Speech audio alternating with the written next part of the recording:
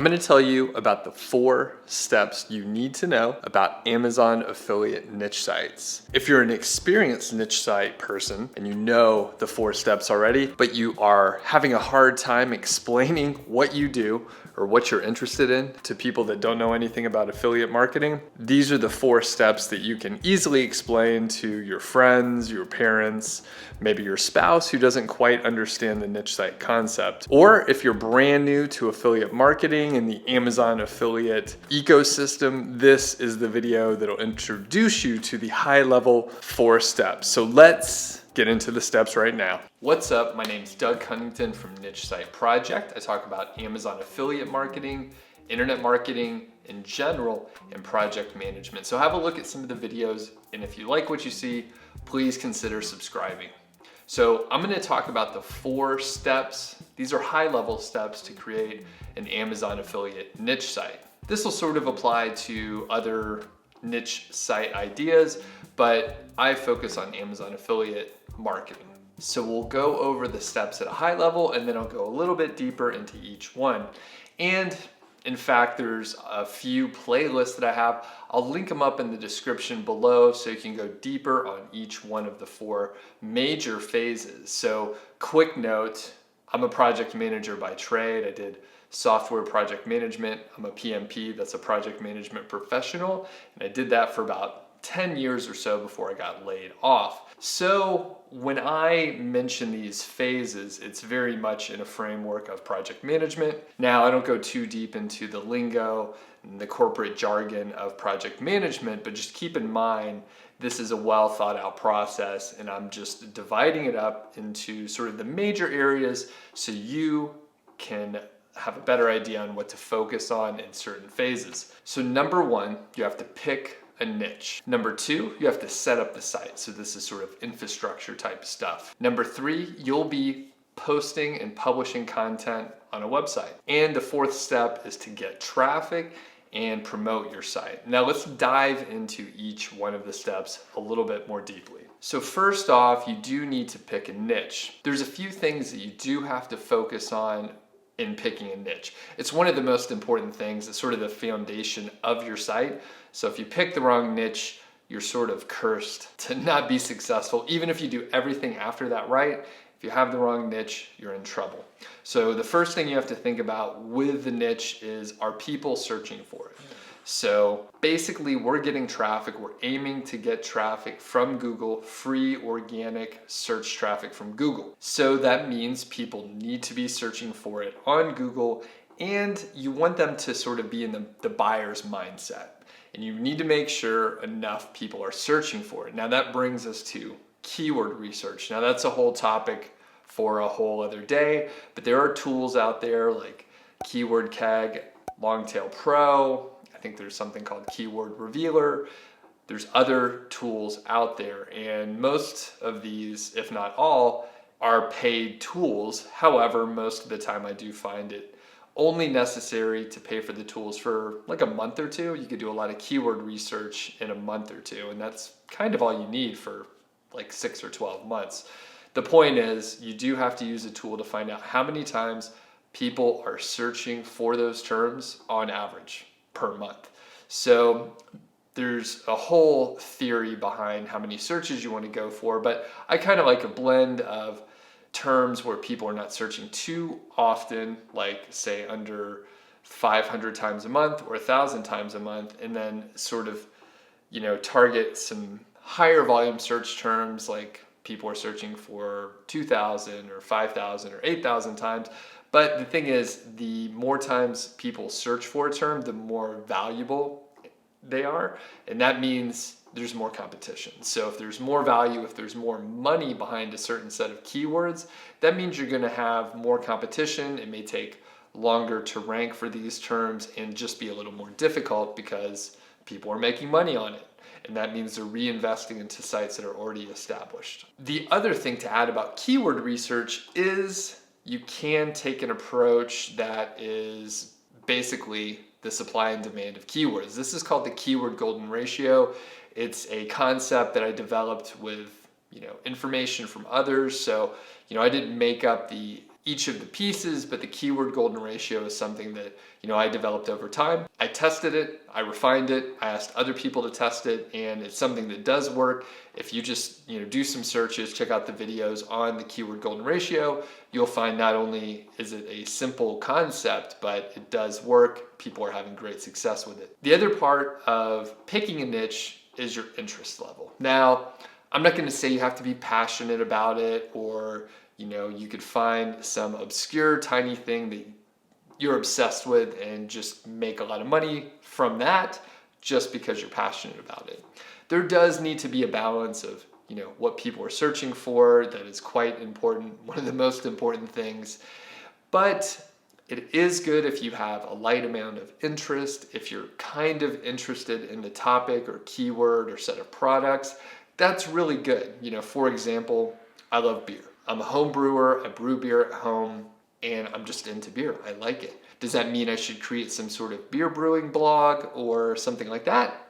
Well, maybe. I'm sure there's some specific areas where creating a blog around beer or home brewing could be profitable, but a lot of the information around homebrewing beer is in forums or YouTube videos. So it may not be the perfect combination.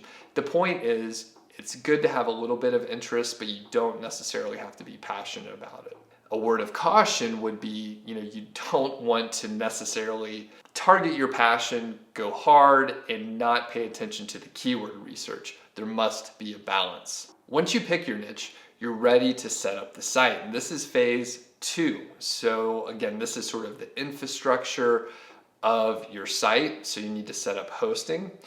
I normally recommend people use WordPress. You don't have to use WordPress, but it is very popular and there are many tools and plugins for WordPress. It just makes it easier if you've never set up a website before. So WordPress is very easy to set up, and you could use just about any hosting that you want to. Normally the cheapest package is good enough. I recommend one of the bigger companies, so I use personally Bluehost, SiteGround, a smaller company called MDD Hosting.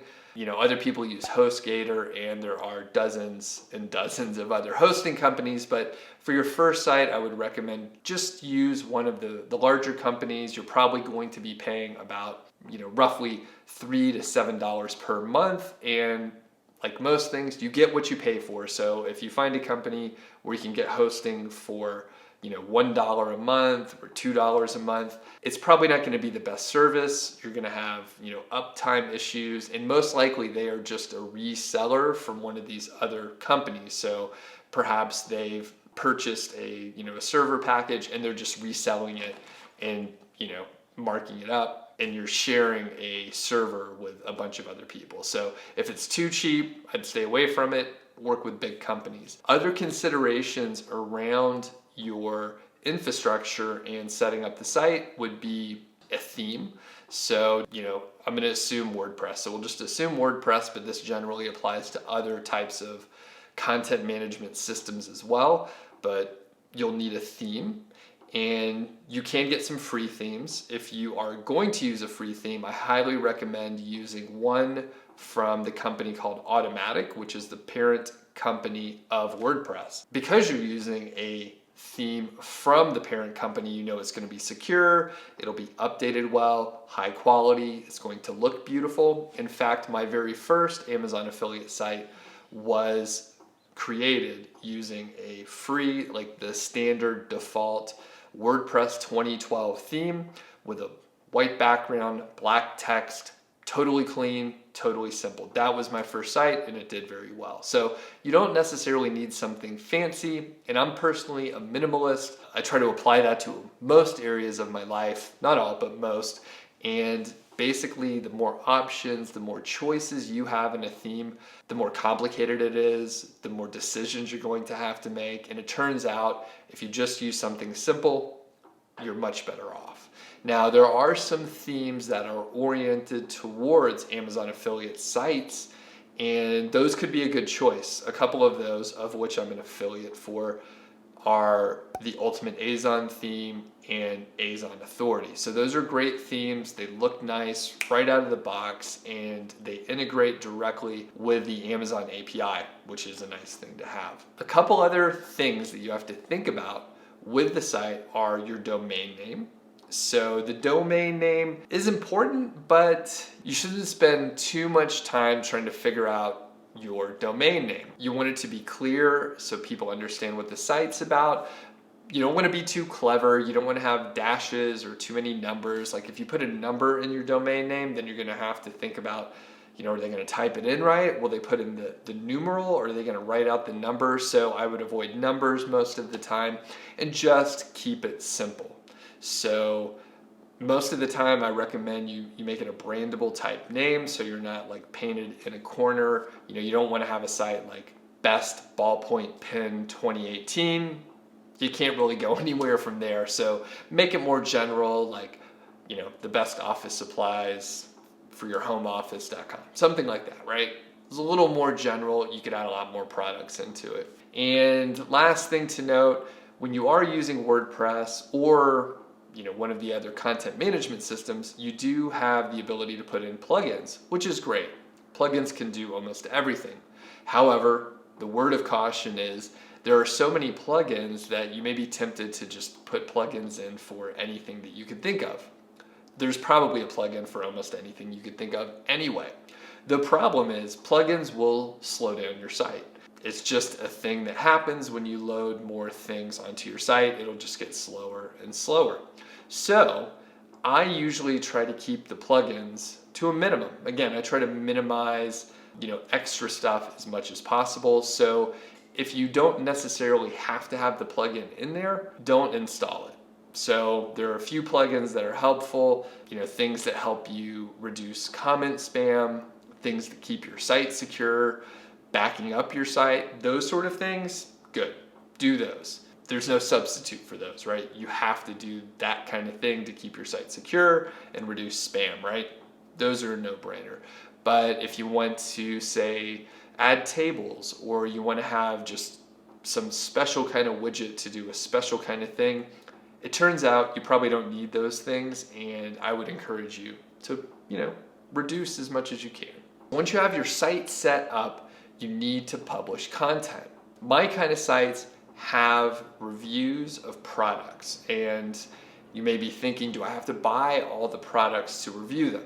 No, you don't. Most of the time you can get great information from the product detail page on Amazon. You can read other reviews online. You may be able to check out forums that have information on products. It depends on the niche, right? But there are some very active forums out on the internet. You can watch YouTube videos to see people that actually did purchase the product and they are reviewing it. And of course, you can go to Amazon and read the reviews that are on there. Now, you can't copy those kind of reviews exactly. You can't quote them or anything like that, but you can get a lot of good information and summarize it. In fact, I recommend you go to all the sources I mentioned. In addition, the manufacturer can provide a lot of information too through their user manuals and just on their website.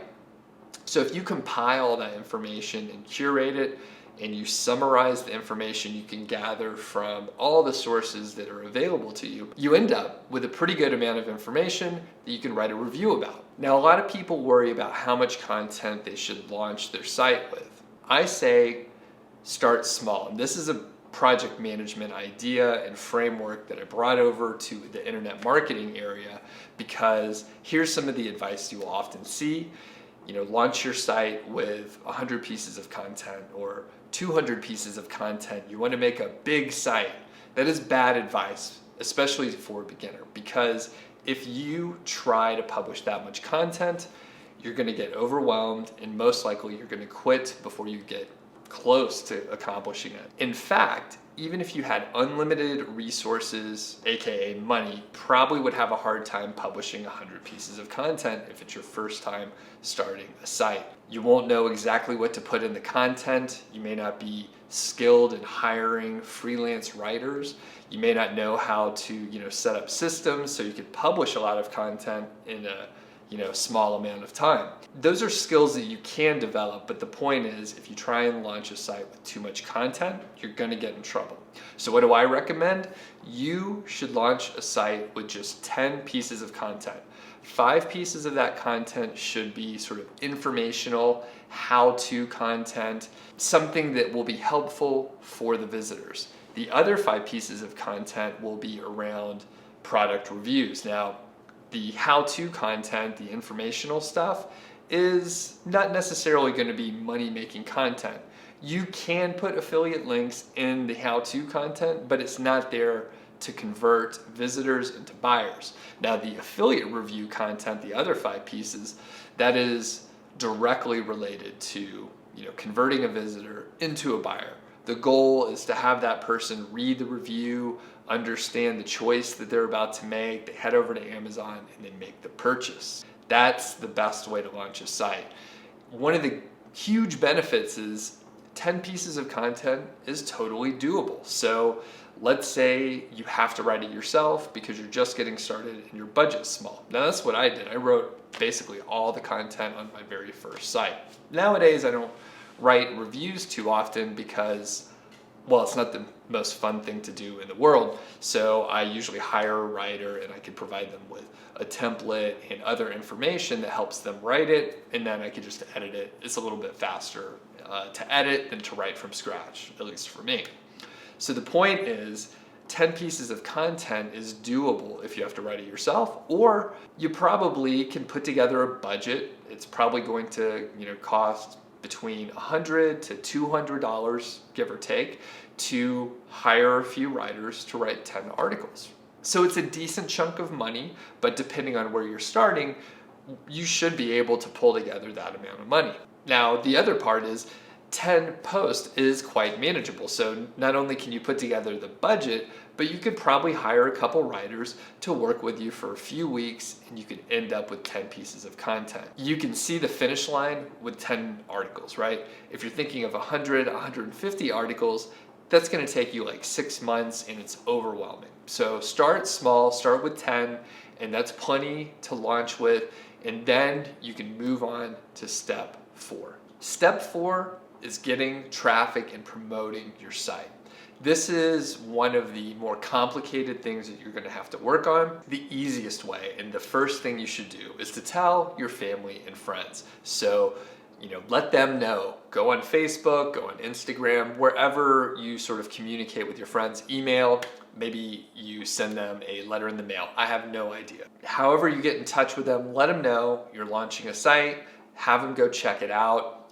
They are going to be interested in what you're working on.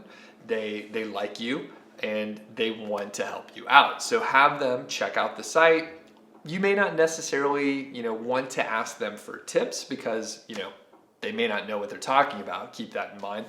But they do want to help you. So always accept feedback. Get the site out there, start getting feedback, and then you can always go back and improve the content, the written word. You can improve the design and graphics. Whenever you have time in the future, you can go back and do that stuff. Our main goal to get traffic to the site is through Google.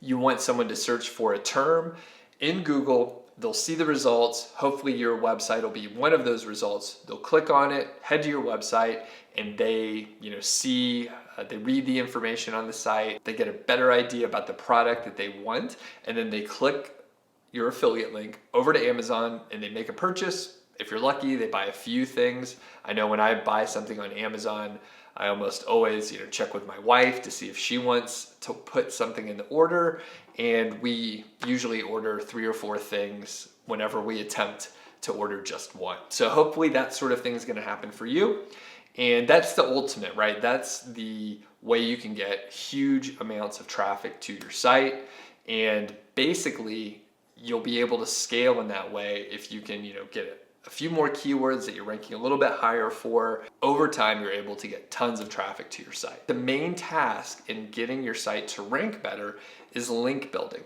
Now, that's a huge topic. In fact, I will put a playlist in the description for SEO and link building and doing outreach, but I like to keep things simple, right? Again, going back to the project management idea and being effective, the thing is you can do hundreds of different tasks that could potentially help with your ranking, but the biggest thing you could do is get more backlinks. So I like to keep it simple with a two-step process where you go out and you look for related blogs and you comment on those blogs.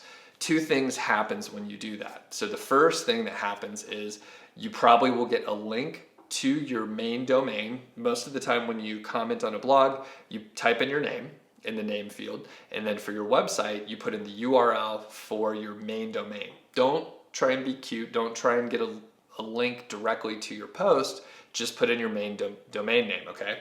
And then you leave a comment. It does need to be an authentic, genuine comment. You want to add value. I recommend you read their post or at least skim it and make a intelligent comment.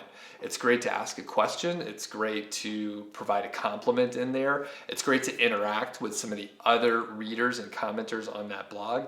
And the other benefit, so the first thing is you get a link on your name, right, to your main domain name. The other thing is you actually start networking within the niche. If you're lucky, the blogger will go check out your site and then know who you are. This comes into play for the second part of the link building, which is guest posting. So eventually you do want to build a relationship through further blog commenting with that specific blogger, potentially sending emails and just corresponding with them so that you're sort of an internet friend with them, right? You want them to know who you are. And at some point in the future, I would say between 2 weeks and 2 months, you can ask them if you can guest post on their site. Now, you could imagine that they get a lot of inquiries. People are just asking them, hey, can I guest post on your site? Can you put a link on my site? All that kind of stuff. It comes off very pushy and a little spammy if you do that, right? So if you come in and you start asking for stuff right away, it's not cool, right? Nobody wants to sort of be put in that position. So a better way to do it is through developing a relationship. So when you comment on their blog, they're going to remember that. If you email them or sign up for their email list, they'll remember that too. And people really like it when you comment on their blogs. And further, to take it a little bit deeper, you can connect with them on social media, find out what channel they're most active on. Maybe it's Instagram, maybe it's Facebook, maybe it's Twitter, but connect with them there, see where they spend their time, and then interact with them there. If you do that, you're gonna stand out so much more than your competition. Again, people are just sending out emails these days and just asking for stuff. Again, just not cool. So quick recap. And this is what I call high touch outreach, where there's a lot of touch points, it takes time, and it really separates you from your competition who are trying to get links as well. So those are the 4 main steps. You need to pick your niche. Number 2, you're going to have to set up your site. That's where you pick out your domain name, probably set up WordPress, and set up a theme. The third part is around publishing content. I recommend you publish 10 pieces of content to start out with, where 50% of it is affiliate reviews and the other 50% is helpful content. Think about how-to content, just informational content. And the fourth step is promotion and link building. And after that, you're really just doing sort of the same thing. You rinse and repeat, right? You end up adding more content and then doing more link building. And that's sort of the way to do it to grow your site. If you found this helpful, please click the like button. If you want more, please subscribe to the channel. Again, I talk about a lot of internet marketing stuff, productivity, project management stuff. And if you have any questions about the process, leave a comment below. Really interested to hear, what areas you want to learn more about. Additionally, check out the playlist in the description. There's a lot more. I do basically hour to hour and a half long presentations on each one of the tiny little minute subtopics. You can go so deep. So I'll put some links in the description so you can check those out if you're interested. The question of the day, do you have a niche site? If so, let us know in the comments below. Let us know how long you've been doing it. And if you have any tips, things that you've learned with your niche site, let us know in the comments too. So again, I'm Doug Cunnington from Niche Site Project. Thanks for checking it out.